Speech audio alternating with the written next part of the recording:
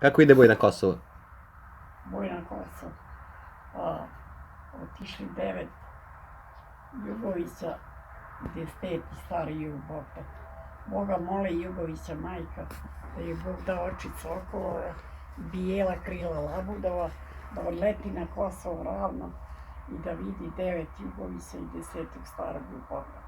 Što molila Boga da molila, Bog je dao oči sokolove i bijela krila labudova, ona leti na Kosovo ravno, vidi mrtvih 9 Jugovića i 10 starog je Bogdana, pored njega starica Milica neka. I tu majka tvrda srca bila, da od srca suzu ne pustila.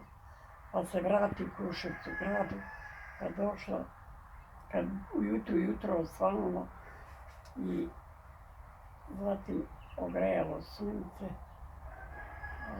ali lete sa krov 2 vrana garvana, jedan grakće, drugi progovara.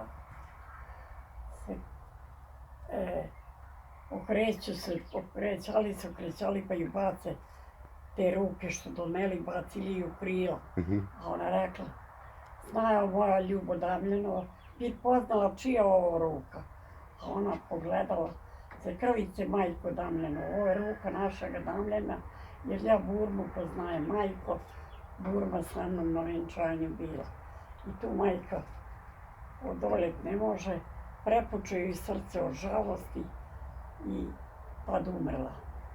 Bravo. Svaka ti čast si zapamtila.